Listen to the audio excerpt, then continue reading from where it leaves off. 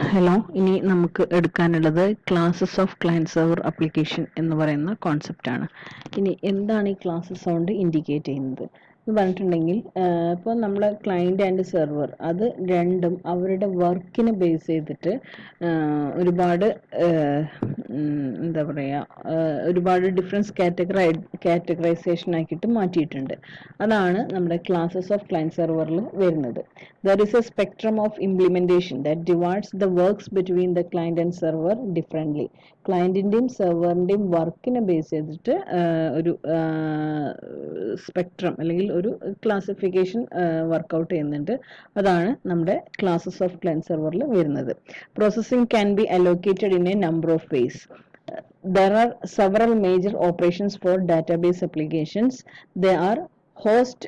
നമുക്ക് ഒരുപാട് ആപ്ലിക്കേഷൻസ് ഉണ്ട്. നമ്മൾ ഒരുപാട് ആപ്ലിക്കേഷൻസ് നമുക്കറിയാം. അതിൽ ഡാറ്റാബേസ് ആപ്ലിക്കേഷൻസിലാണ് ഈ ഒരു classes of client server applications വരുന്നത്.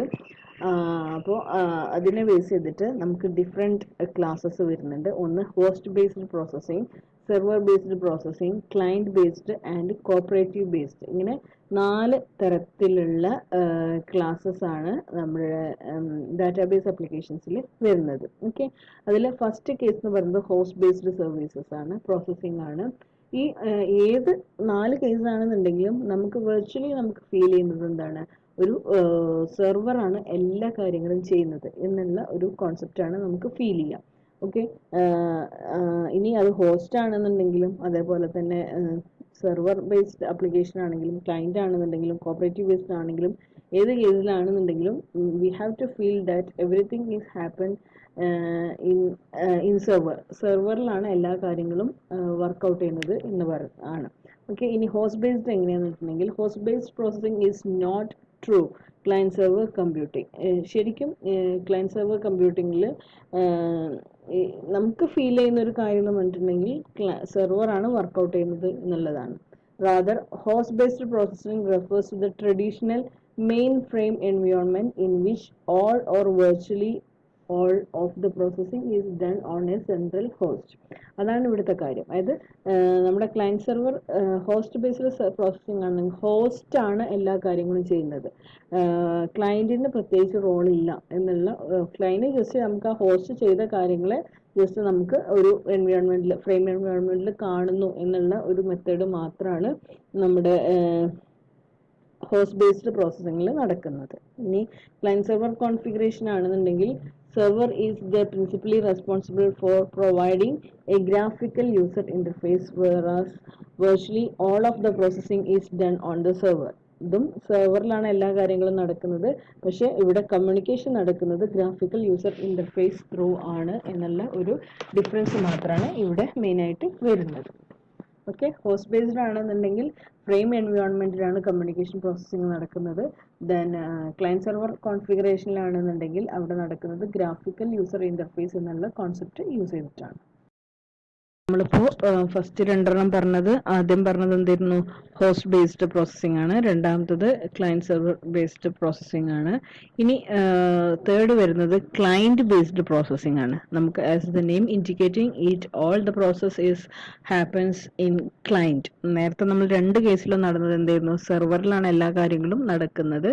Then we have to feel that all the things is happens in the client and നമ്മൾ എന്ത് ചെയ്യുന്നു, ആ കാര്യങ്ങൾ ഷെയർ ചെയ്യുകയാണ് ചെയ്യുന്നത്. ഇവിടെ ക്ലയൻറ്റിലാണ് എല്ലാ കാര്യങ്ങളും വർക്കൗട്ട് ചെയ്യുന്നത്. ക്ലയൻറ്റ് ബേസ്ഡ് പ്രോസസ്സിങ്ങിൽ എല്ലാ കാര്യങ്ങളും വർക്കൗട്ട് ചെയ്യുന്നത് ക്ലയൻറ്റിലാണ്. At the other extreme virtually all applications processing may be done at the client with the exceptions of the data validation routines and other database logic functions that are best performed at the server.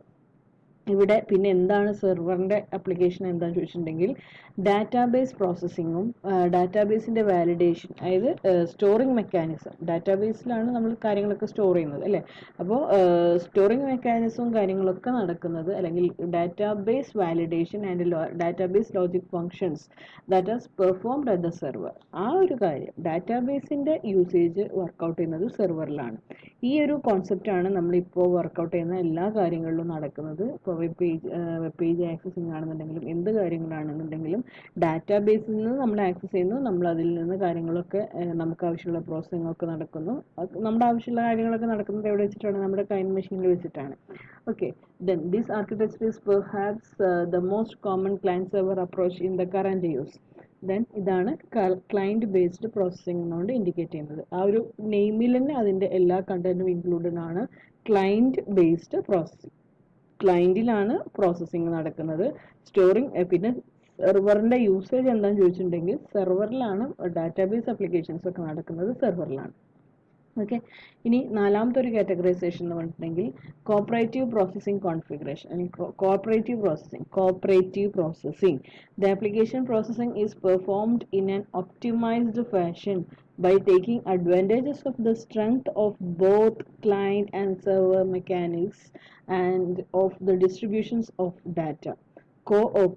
Cooperative എന്ന് പറയുന്ന ആ ഒരു ടേമിൽ തന്നെ ഉണ്ട് cooperative. അപ്പോൾ രണ്ടാളുടെയും involvement ഉണ്ടാവണം, ക്ലയന്റിന്റെ involvement ഉണ്ടാവണം, സെർവറിന്റെ ഇൻവോൾവ്മെന്റ് ഉണ്ടാവണം.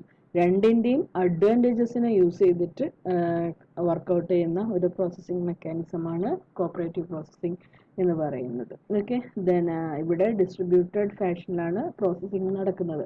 Such a configuration is more complex to set up and maintain. ആ ഒരു കോൺഫിഗറേഷൻ്റെ ഇതിൽ തന്നെ നമുക്ക് അറിയാൻ പറ്റും അതിൻ്റെ സെറ്റപ്പ് ആൻഡ് മെയിൻ്റെനൻസ് ഇത് രണ്ടും എന്താണ് കോംപ്ലക്സ് ടാസ്ക് ആണ്. This type of configuration may offer greater user productivity gains and greater network efficiency that other client-server approaches. ഇതിന് എന്തൊക്കെ വേണ്ടി വരും? നമുക്ക് ഹൈ സ്പീഡ് നെറ്റ്വർക്ക് പോസിബിൾ ആവണം, അതേപോലെ തന്നെ ഗ്രേറ്റർ യൂസർ പ്രൊഡക്ടിവിറ്റി ഗെയിൻസ്. ഈ രണ്ട് കാര്യങ്ങളുണ്ടെങ്കിൽ മാത്രമേ നമുക്ക് എന്ത് ചെയ്യാൻ പറ്റുള്ളൂ? Greater user productivity and greater network efficiency. ഇത് രണ്ടും ഉണ്ടെങ്കിലാണ് കോപ്പറേറ്റീവ് പ്രോസസ്സിങ്ങിന് സ്മൂത്ത് ആയിട്ട് വർക്കൗട്ട് ചെയ്യാൻ പറ്റുള്ളൂ. അപ്പോൾ ഇങ്ങനെ 4 തരത്തിലാണ് the classes of client server approaches is working. ഇതിൽ തന്നെ ഡാറ്റാബേസിനെ ബേസ് ചെയ്തിട്ടുള്ള ക്ലാസ്സസ് ആണ് നമ്മൾ പറഞ്ഞത്. ഓക്കെ, നെക്സ്റ്റ് നമുക്ക് 3-tier architecture that we have to discuss in next video.